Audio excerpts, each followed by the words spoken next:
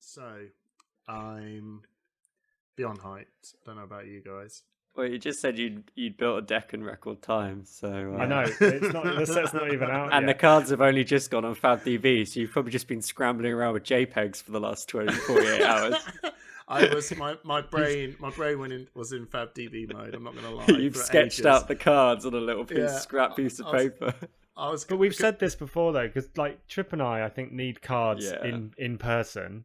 And Hamish has been playing around on FABD and like looking at poor resolution previews for the last 3 days, trying to cobble together. I've literally got loads of screenshots on my phone, and I've just been sitting there reading the cards, and I've been organising it. Like, okay, I think I want this one, and I want this one, and then what am I going to take out for this? All mentally, like most of the time, and it also helps that my daughter is not sleeping very well, so I'm up till like midnight till 4 a.m, and to keep my sanity going. The insomnia rounds, It feels like Monarch all over again when the spoilers were coming out, and the time zone's a bit different in this season, but this time around it was deck building. I'm like, oh, you're awake, okay. I guess I'll be thinking about this new deck. Well, I think do you know what though? I want to just give you massive credit though, Hamish, because last time we spoke, you said that you thought the equipment was going to be an absolute game changer. I don't know if anyone else remembers that. And lo and behold, the guy sitting right next to us knew the whole exactly time that it was going to be, because Dan Tripp in Fyendal's library gets one of the best pieces of equipment for the whole set as his preview. Yeah, I feel like LSS must like what I'm doing, because I do think it was the best cards. It was most, like we just said, the most interesting one of the most interesting cards in just terms of building a deck completely differently. And I remember you saying that, Hamish, and I just received the card like a couple of hours before we started recording the last podcast. I was like, oh, he's done it again. Oh, it's just so much fun. It's interesting because out of all the equipment cards that I've seen, I mean, that one stands out to me the most in terms of like deck innovation. Like, Guardians can probably now consider playing a little bit more aggressively, knowing that drawing more cards is making the cards cheaper. That's just nuts in terms of, and it's just deck ideas. I'm trying to think if there's anything else. Yeah, it's just such an interesting card. Getting a passive effect for something that you're already doing is just really strong. Like, and in the past we've had to, with tectonic plating, you're moving a resource around. You're not actually gaining a resource. You're paying one and getting one later. Well, you're just getting free resources for effectively something you want to do, which is draw everything. And if anyone's you want to draw cards. Seen the gameplay, if anyone's seen the gameplay of Fyendal's library playing Steel First Speed, Smash and Steel First. Well, and that's just nuts. I would recommend just watch it. I've edited it down so it's the highlights to make it look as hype as possible. But genuinely, every game was just build a bunch of seismic surges, toss out a big crush attack with Dominate for practically nothing over and over again. It was one of the most fun decks I've played in Fab for a while. So I'm really looking forward to that. But I think, new Ibra, we're going to talk about some of the spoiler cards, but the new Elemental Bravo, it's got Tome of Harvests, getting the draw, getting the seismic surges. But just doing the spoiler was so much fun. Right. On the note of Guardian, just before we move on, I just want to give another quick shout out. No. I want to give another quick shout out. This is crazy. Because I don't know if either of you are aware of our fellow content creator Capolo or Andrea Biaggi. He's on Twitter. He produces content, streams on Twitch. Back in November, he put out a tweet basically saying, I reckon Stalagmite will be a majestic piece of equipment that will defend for 2, have temper, and will give a frostbite every time you defend with it. Wow. He nailed it word for word. The only thing he got wrong was the level of the card, and he put it at majestic instead of legendary. Yeah. That was back in November. He absolutely nailed it. And I gave him a shout out on Twitter recently, but I just couldn't believe it. I looked back at that and I was like, no way. I think that card is super strong as well. Like, guys, I think it's stronger than people give it credit for. Can I just say that this is a first? Welcome to episode 20, which is something I don't ever do. God, it's episode 20. Yeah. Right. This is how hype this shit is, we usually, if you're avid listeners, you listen to us talk about home news and small crap and bit. We just and we haven't even we're going to crack a beer open before we commence the hype. We were so excited to do this. We're talking about cards and all sorts of from stuff. the video. And we haven't even got the beer open. So shall we just get this beer cracked open? Let's do the beer so we can talk about Fab. So we can get back into this fun, awesome stuff. What are you drinking, Hamish? Right, guys, this is another Christmas brew. It's another lager. It's Innocent Gun lager. Oh, that's nice. good. Yeah, they're good. Yeah, is that the Scottish brewery? The whiskey one? Do they do the whiskey one? Yeah. I don't know, but it's made in Scotland, and I got a pack of 4. I have had 2, and I'm a huge fan, and I'm going to look at trying to get more of these in general. Yeah, so. Innocent Gun do some great ales as well, and they, as you say, Tripp, they do a lot of aging in whiskey barrel, which adds a really nice flavour to certain darker beers. Sweet. So that's me, Simon. What are you on? So mine's not a Christmas brew, but it is a it was a Christmas present. I am on the Iron Maiden Trooper IPA. That looks great. That looks wicked. Which has some fantastic artwork. I don't know if anyone's seen this in the shops, but no, it's a 4.3% IPA, and the artwork is actually pretty awesome on the front there. Yeah, man, that's sick. Is it any good? Is it a swig? Yeah, actually, that's pretty chilled. Oh, it's a sessionable IPA. All right, Wildcard Orlando. Yeah, Tripp, Mine's not too crazy. The best spoiler, man. Thanks, mate. Yeah. Coalfield Cookery. What are you drinking? So I've just got a Camden beer, a weeknight any day lager, because it is a weeknight. It's only 3%, so it's very, very nice evening beer. Not going to make me too crazy. That's so chilled. We were close. We were close, Tripp, for almost a tag team beer, because I was about to pick the Camden Hells lager. Yeah. But you didn't. You didn't do the treatment that you normally give Simon. No. Let me know what you're drinking, and then you can organise what you're wearing together. Oh. Yeah, maybe next time. Maybe next time. Right. Still, though, I think that's the quickest we've ever done the beer intro. Let's get back to talking about Everfest. Cheers, guys. So seriously, cheers, by the way, everyone. Cheers.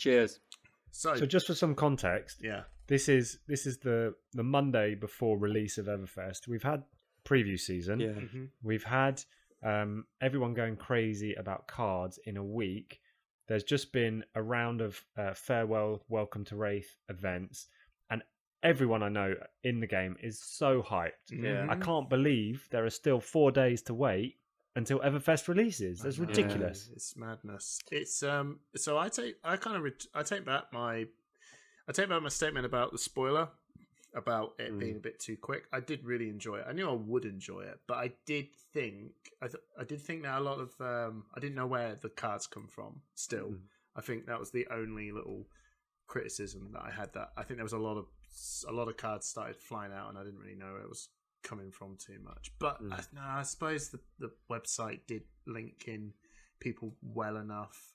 No, it was fine. To be honest, it was really good. I liked the order of when they did stuff as well.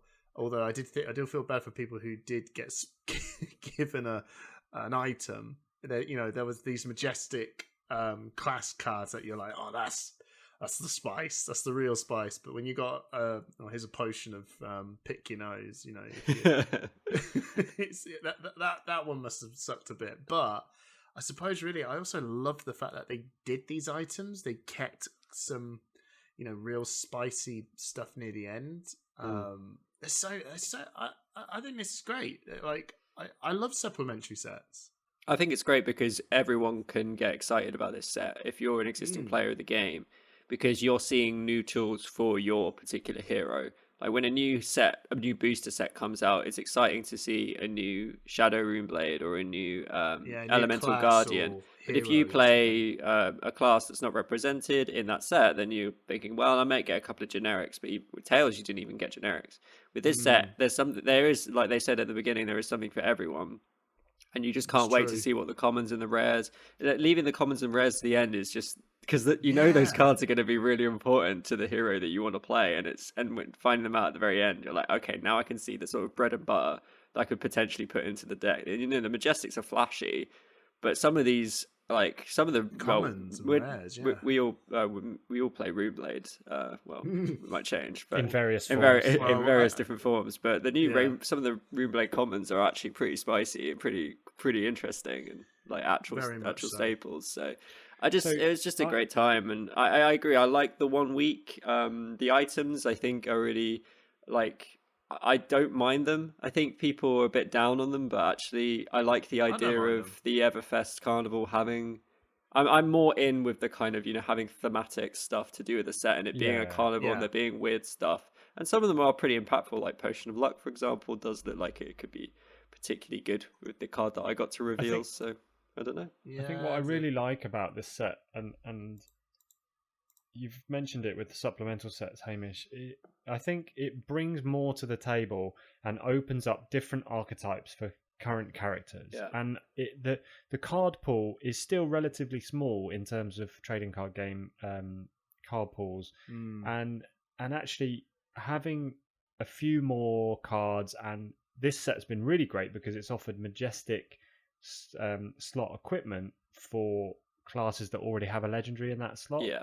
But they do something slightly different and offer something slightly different in a way that you can use some of those potions maybe or talismans to just do something that your opponent's not expecting. And I think as people work through the meta in the next couple of weeks, it's going to be really interesting to see the creativity of our amazing community and what people come up with. Yeah, I think they're future proofing with these potions and talismans, like going forward.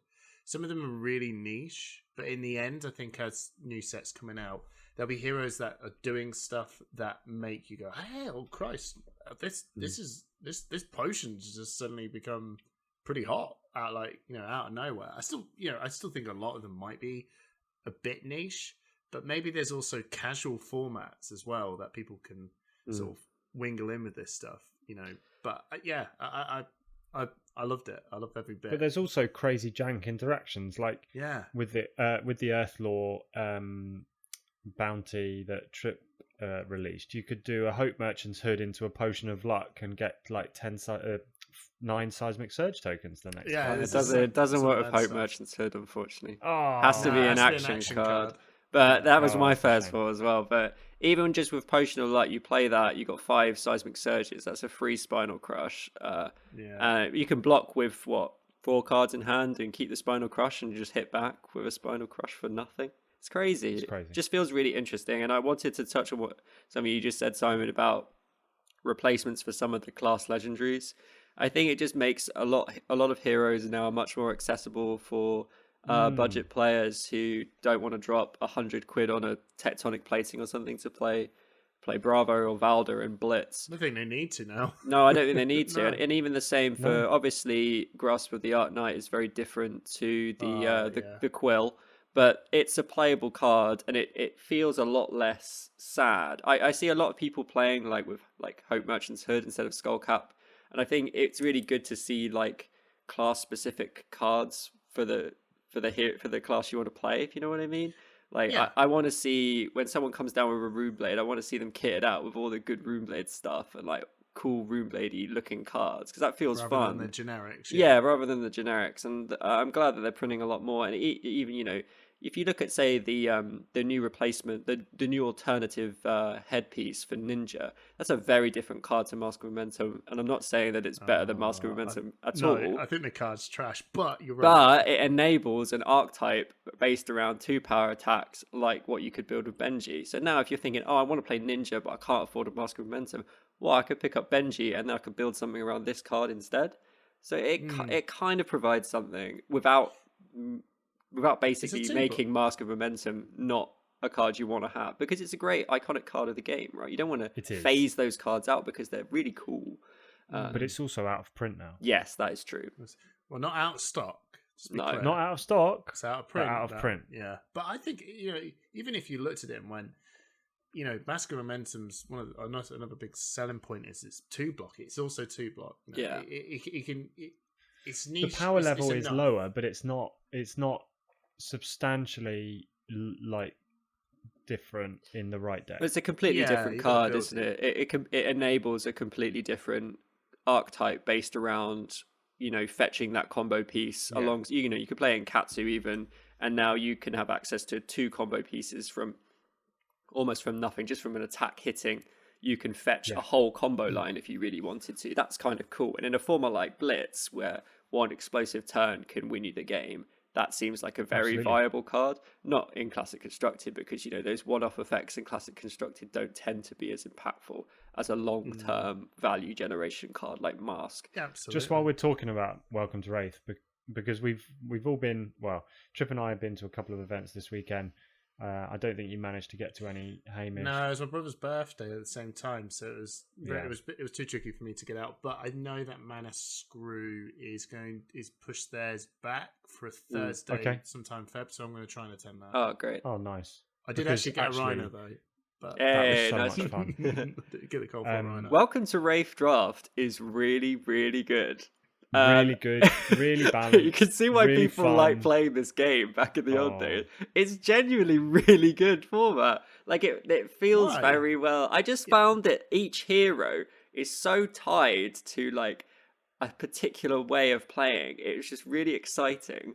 And then you can also build some of them in like really wacky ways. Like in the last, like a pummel Katsu. Like in the last draft of my second, I built a Slogism Katsu with a heart and cross strap and a potion of strength and a bunch of Slogisms and a bunch of regurgitating slugs. And I was just like, I'm just going to dominate someone for like 14, and that's my goal for this draft. And I managed to do it, and it was really, really fun.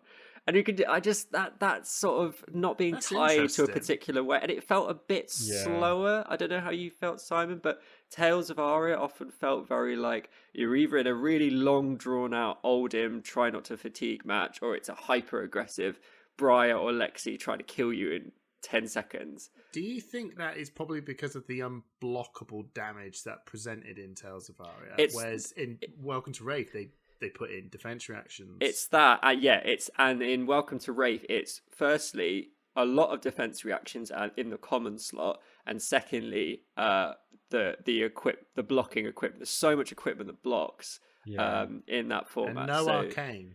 No arcane, yeah. So it felt very back and forth of I hit you, you hit me, good blocking, knowing how to block against Dory, thinking about dominate from Bravo, thinking about intimidate from Rhinar. Oh, it was a really enjoyable time.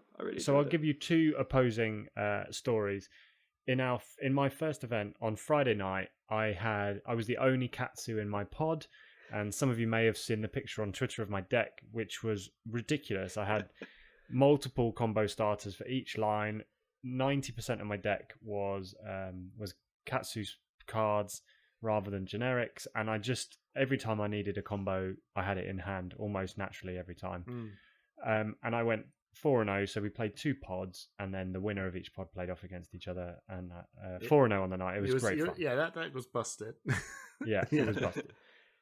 Fast forward to Sunday, and a shout out to Nikki, one of our local players in the Nottingham scene, who drafted Bravo in both drafts for that event. And in one of her polls, she had 14 defense reactions. What? And just fatigued everyone. She went 6-0. I love it. How did you get? Did she just pick up defense reactions? That was her goal. She just wanted to pick all the defense reactions that came her way, and she picked the blues, and she paid for them, and she absolutely destroyed everyone. Yeah, just nothing worked.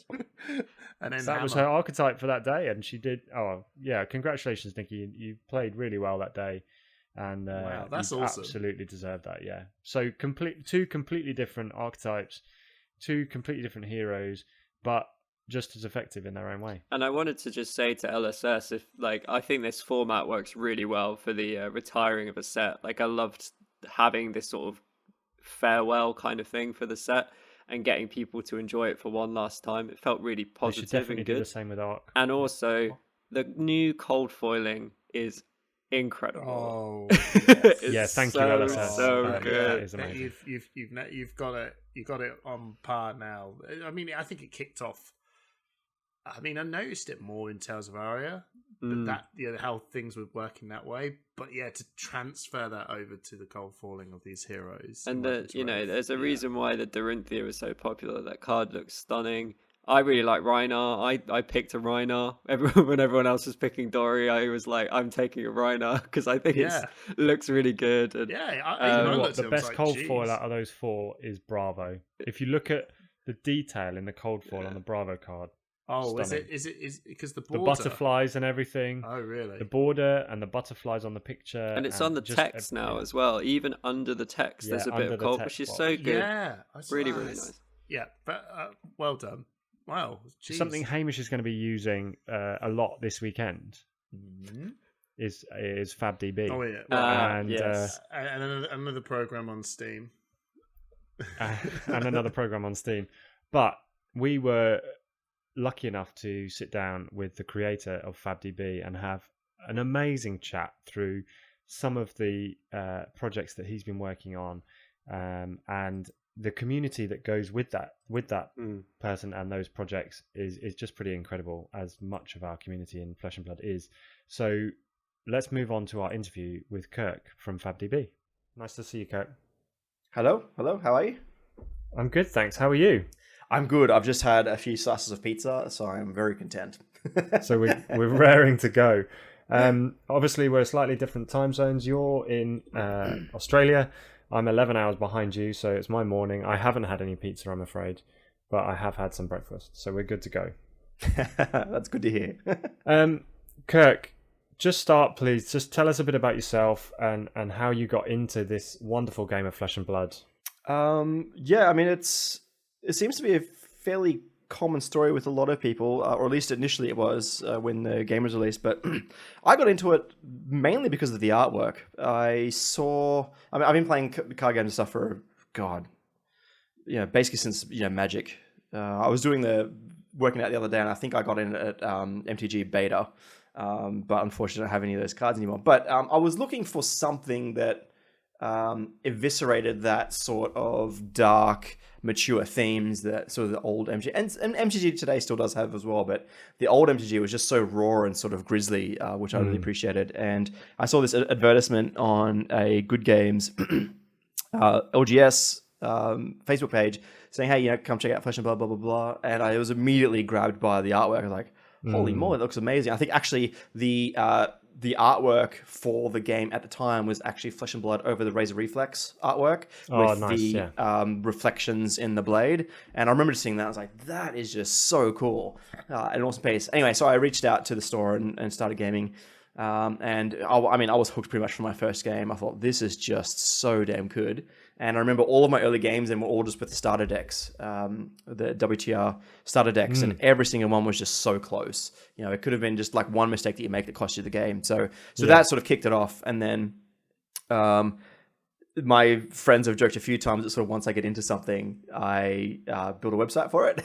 Okay. And the same is exactly true for Flesh and Blood. So nice. I started just wanting to research cards a bit more. The card gallery on the LSS website just wasn't enough for me. It wasn't searchable, it wasn't anything like that. I mean, it's really good if you just want to kind of go through each of the cards, but if you wanted to start looking at specific cards for heroes or classes, that sort of thing, then it wasn't up to par. So I started working on that, and then it just went sort of ballooned out from there.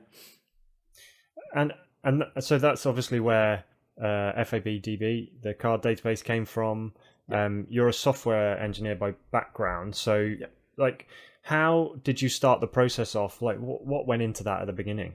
The start was basically just I wanted to build a card database, and then as I got more and more into the game, there's a lot of different facets actually to trading card games. There's the research, card research, there's studying the game itself. There's obviously the play aspect. There's collections, collection management, that sort of stuff. There's also the deck building aspect. And so it was a very organic process. It's like, I really like the game, so I wanted to research the cards more. And then I realized I needed a collection manager because I was starting to buy lots of boxes. So I was like, okay, well, I'll start managing a collection.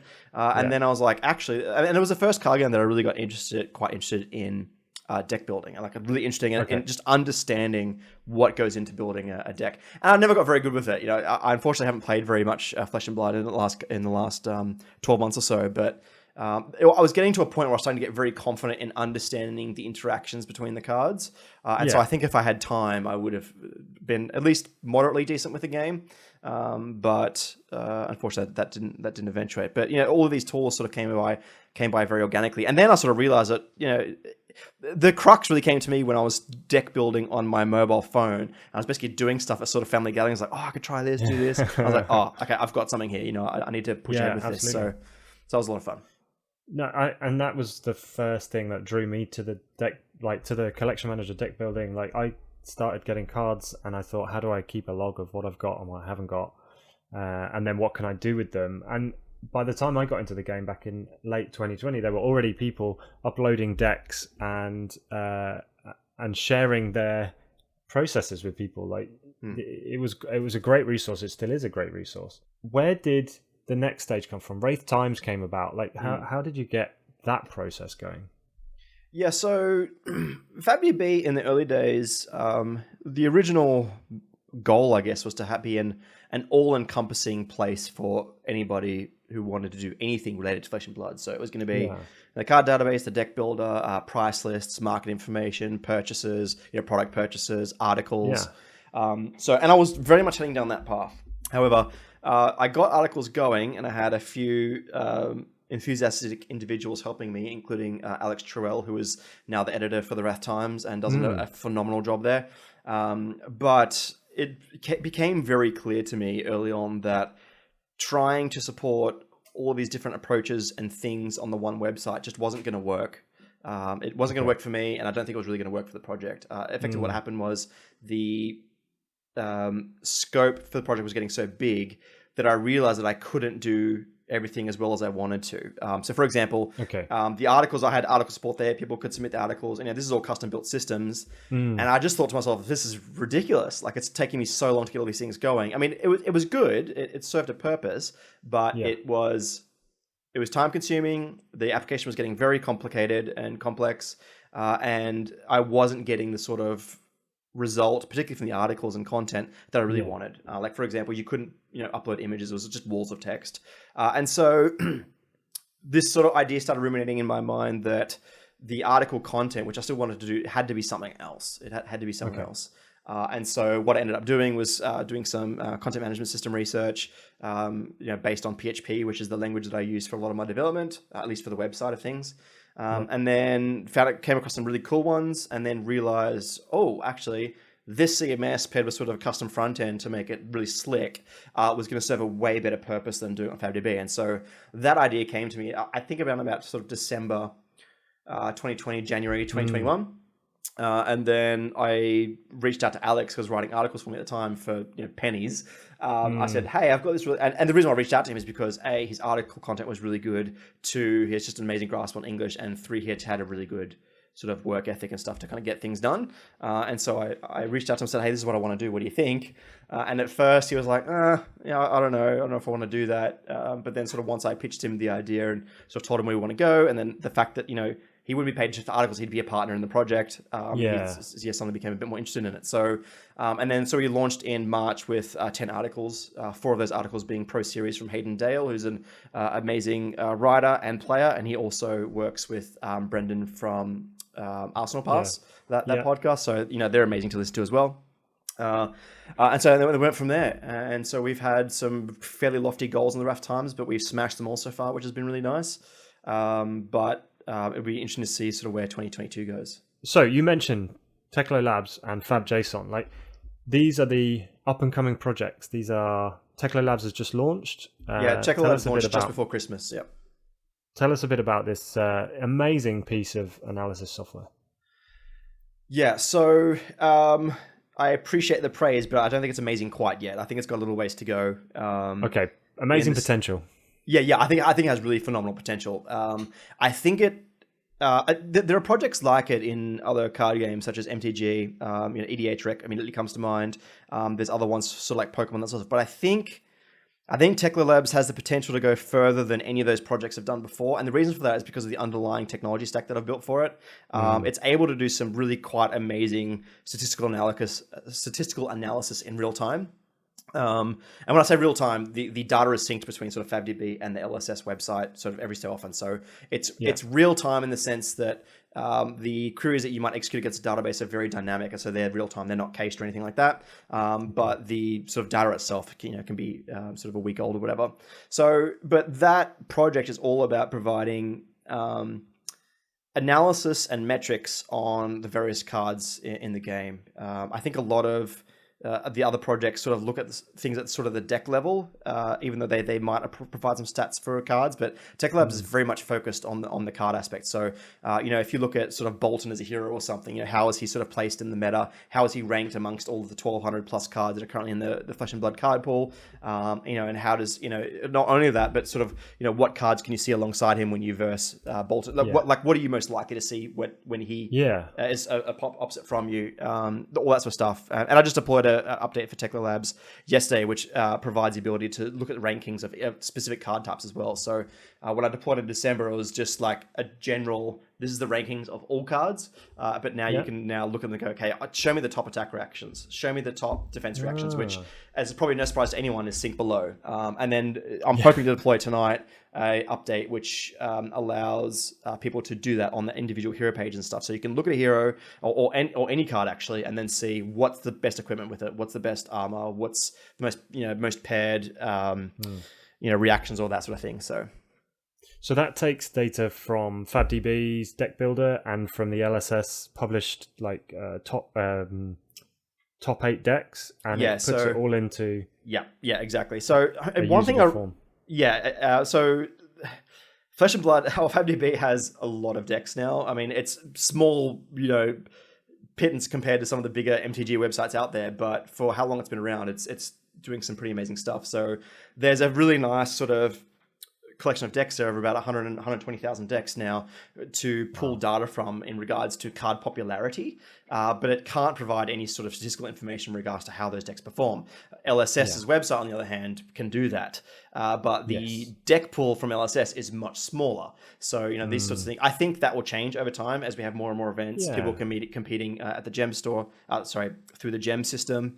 Then that becomes a much larger pool to pull stats from. But so when you look at the most popular cards on Tech Labs, that's being pulled directly from FabDB. And when you look at the top ranked cards, that's being pulled from the top 8 deck lists on LSS. So in terms of high level competitive play, you can then use that to give either inspiration for what cards you might want to try in your deck, or actually, as you said previously, look at the odds of coming up against certain cards in certain decks and how to prepare and sideboard for those, right? Yeah, exactly. So I think it makes the most sense when you actually get to sort of the top tier pro play. The thing is, a lot of the pros sort of quite understand the meta quite well, but metas can change. And so the meta in sort of Taiwan, for example, versus the US or New Zealand or Europe, they're actually localized metas that are quite different. I've seen comments from sort of some really good players like Kale and stuff going, wow, they've done this deck and they've got this in there, and they're trying to understand that meta. So at the local level, Tech Labs data, I think at the moment isn't quite as useful, but once you sort of get to national level or above, so the world's coming up as well, then suddenly the top ranked cards makes a lot more sense, because you're most likely to be sort of paired up against people in metas that you haven't dealt with before, and so having that data available to you can really inform your decision making process for sort of play at the top level. So I just want to say thank you for putting out some of these amazing projects. And again, we said earlier that they are free at the point of use for the majority of features that you need. If you want to support the projects, if you want to go to that next level, and things like the Pro Series articles and the convenience features in FabDB, then you can pay for that. Yeah. And please consider that. Kirk has put a lot of effort in. So yes. Kirk, I just want to say thank you so much for joining us today. Welcome, thank you. It's been a real whirlwind run through your history in the game and your products. Is there anything else you want to say before we wrap up? Not really. Just also a thank you to yourself having me on, and just a thank you to the community as well. It's a real pleasure working on those projects. They do take a lot of time and energy and effort, and there's a lot of hands behind the scenes doing various things. And a shout out to Alex Trill as well. He gets a lot of praise and thank you from me, but he deserves all of it. But yeah, just a huge thank you to the community for using those services and all the feedback they provide. It's super useful. And then just lastly, I just want to say is that LSS. I was worked with LSS on a project which is to help with translating cards in various languages. That's available on FABDB for, I think, Welcome to Wrath and Arcane Rising. So if you're listening to this and you're multilingual and you'd be willing to help sort of translate the cards into those languages, the system is there on FABDB. Just go to a card, you load up the appropriate printing for the language that you're wanting to read, and then you can provide some feedback and some corrections on that, which goes into our system, and then we provide that directly to LSS when they need it, effectively. So if you want to see Flesh and Blood in your language, that's the best way to help get it up over there. Amazing. And again, it just comes back to what an incredible community we have in this game, and long may it continue. Kirk, thank you so much. I'll let you get on with your evening. Thanks, Simon. Thank you. It's been a long time, everyone. We've had a long break from, I would describe as the hottest segment in Push the Point. I'd go as far to say the hottest segment in all of Fab. Fab podcasting. No one can match the hottest and the nottest that is this segment. Take it away with the music. What's hot and what's not?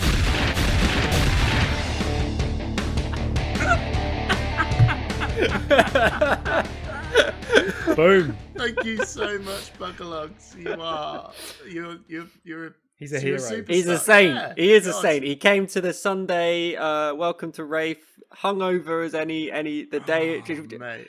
I remember at the Dark Sphere RTN, he was hungover then as well, and he still played a blinder. He beat my bloody sloggism Katsu. With just a regular Katsu. But yeah, it's what's hot, what's not. We've taken a break from it because we've been waiting for the sort of, lull season of Fab, but we're back in it again. We've had some big tournaments recently, and we're here to talk about which heroes are going to be the best in the Everfest meta. Yeah, it's a good time. ProQuest has come in. What's hot, what's not. It should be a little bit more regular. So Buckalugs' it will be. Lovely clip will be played more. This is a zero testing, completely off. Wild speculation. Yeah. No. This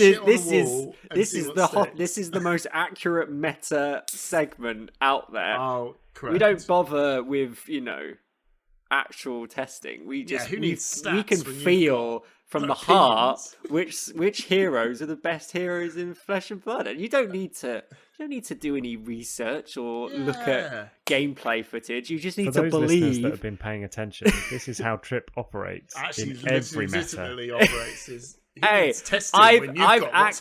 I've actually played the deck I'm going to play for ProQuest more than 10 times now. So, wow. You're welcome. Yeah, thank you, Simon. Thank you. Right, so we're going with a CC on a ProQuest theme. We're going with a CC focus. No blitz, no seal, blitz. No draft. So I'm sorry. This is exactly how we really like it. I'm sorry, Icelander. I'm sorry, What You Need. Ah, crap. Anyway, let's crack on. Valda is very good. I'm sorry, Valda. Valda's, how does someone? I don't want to annoy Valda. She looks incredible. Playable in break CC. Your skull. Playable in CC. She's much closer to 40 than all the other ones. Right. Okay. Welcome. So let's start with the OG. Yeah. Katsu. I think Katsu is hot because I really like the new combo line. Hamish? Right. I do reckon he's hot. I reckon he's got a few interesting trinkets, shall we say, in Everfest that make him hot again. Oldham is about. He hasn't brought his winter coat with him, so that one's he's for going to you, have a hard Dyson. time. Yeah. No, I think he's hot. I think Katsu is always a good tournament deck. There's sometimes just the aggression is too strong for certain decks to handle, and it can sort of steamroll through the Swiss, and then you can just get lucky matchups in a top 8. And I do think we'll see a Katsu top 4 in the ProQuest season. Okay. Okay. Dorinthia. Right. Not hot. Not hot. As I was saying earlier in the podcast, I do think Dorinthia's got some really good tools for a deck that possibly doesn't exist yet. I know people are looking at Sabres. I still think that's a bit of a meme, but I'm willing to eat my words on that if it turns out to be really good. I think she's hot again. Why? But not in the typical way we've seen in the past. We're waiting for someone to come up with something. Absolutely. There's some cards. Do you think Redline Dorinthia could come back? Do you remember the old the Blitz go style, again Dorinthia? Yeah, I think there might be something there. About how does she work around? I think Oldham deals with this Redline approach. Why are you obsessed with Oldham? Stop it. Because can't she break the shield with the new card she's got? That's the card I really think is going to be a little bit more. A little bit potential more sideboards kind of thing. Yeah, I remember when we were playing a while back, Tripp, and you said that people are relying on equipment a lot more now than ever. Equipment really just defines a deck, in many ways. And you've got cards like, and that's why you threw Mangle in. Yeah. I think this is probably one of those cards that can do that. But it's not going to be something until endgame. But anyway, I don't know. All right, moving on. Rhinar. I don't know. I think Rhinar. Rhinar's Rhinar, baby. Yeah, we always say that, don't we? It's true. I think Rhinar will do well. Again, I think we'll see a top 4 from Rhinar, but I think that's possibly more player based than hero. So I was going to say, I think Rhinar's not hot, but I think those people that play Rhinar well. We're just saying we think Chunks is going to do really well. That's basically what we're saying. Well, just remember, this is just an opinion that Brute in general can dig a turn out of nowhere. Then that's their power, right? They can block up and be left with one card in hand, and somehow can just whip club in for 4.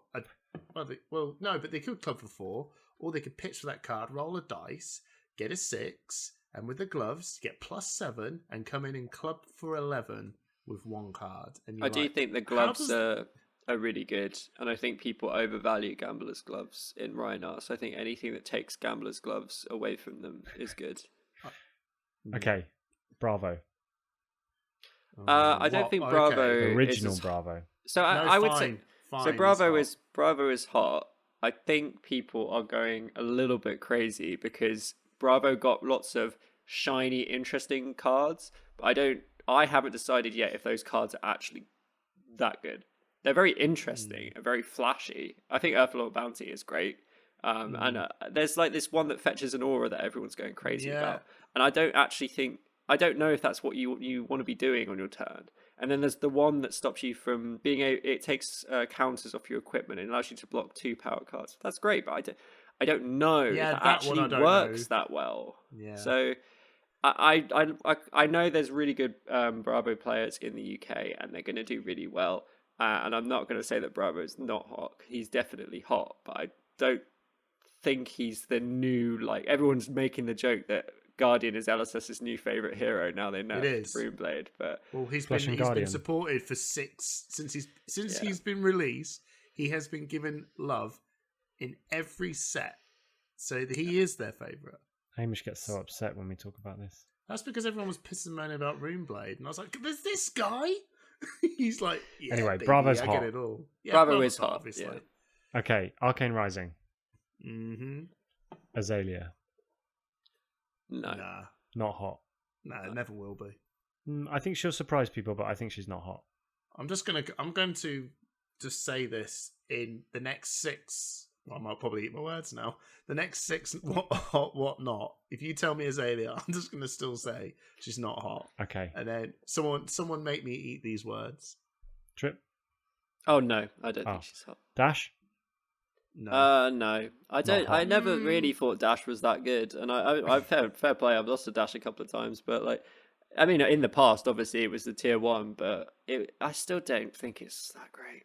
Thing is that Dash could probably be, if there's some sort of meta, because she's not rubbish, her deck style is good, it just needs, I just don't know whether, but the thing is Guardian's crazy. Dash could, I think we said this before, but Dash, that control Dash is like a baseline strength for the game. Yeah. And then it's not bad. but there's so much more now that It's it's consistent. higher tier. It's Yeah. really consistent, but there's so much more that's now creeping above that baseline, and it feels like a solid tier 3 kind of deck. Kano. Ooh. I'm going to lead with this. I'm going to say hot. In CC, I think he's going to be hot.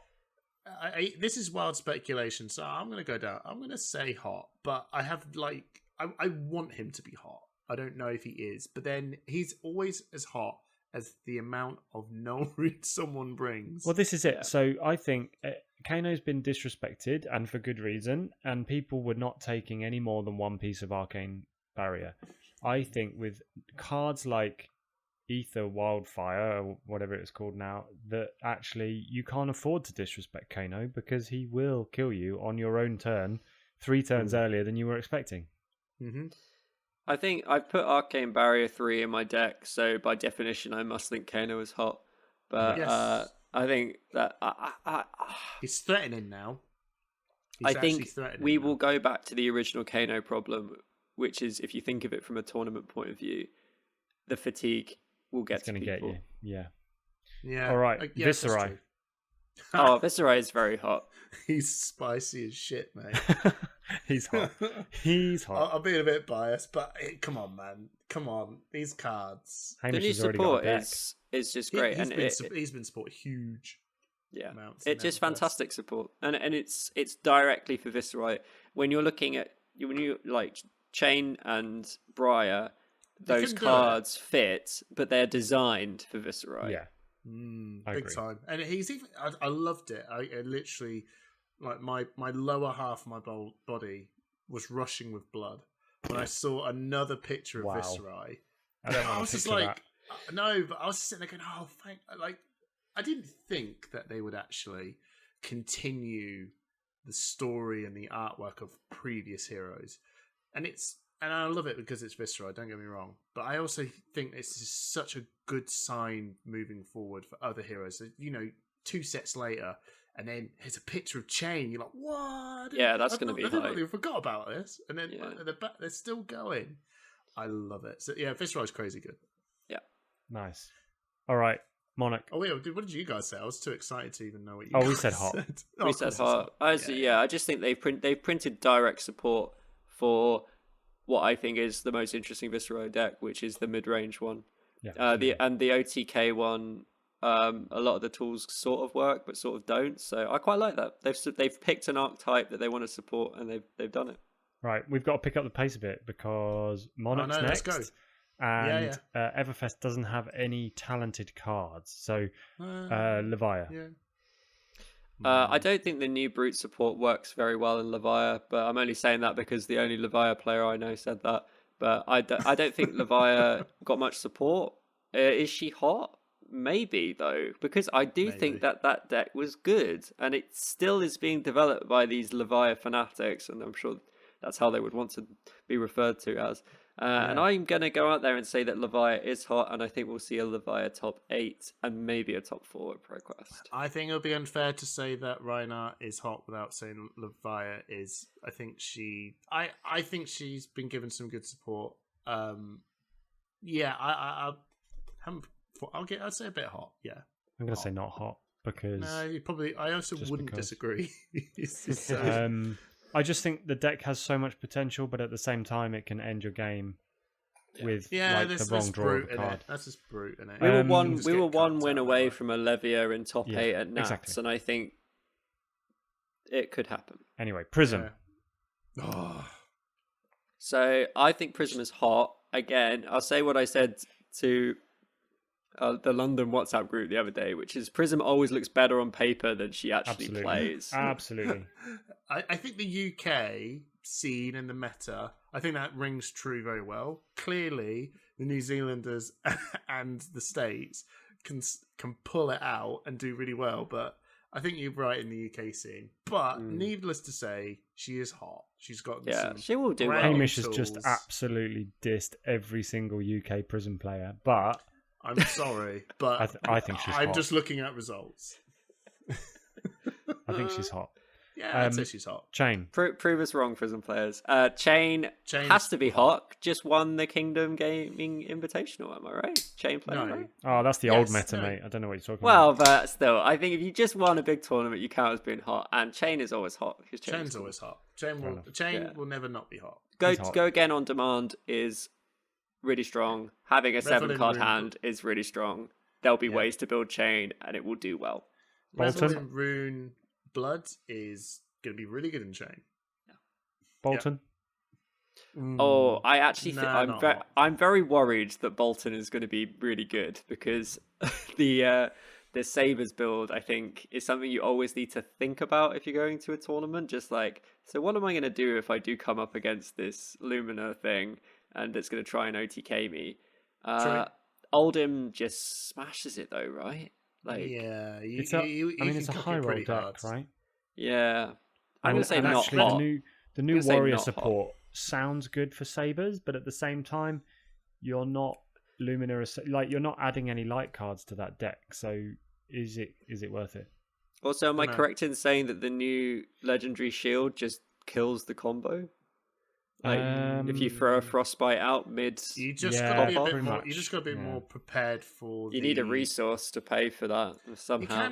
You can do it. I think that they got given one new card for the combo. I think it's Oath and Steel or something. I can't remember, but it's the one that every time you swing with a weapon, put a counter on it, and at the end of the turn, all the counters are gone. That does increase the damage threshold to some all mad of that levels. Combos, yeah. So that card alone is going to do some work. And I don't know.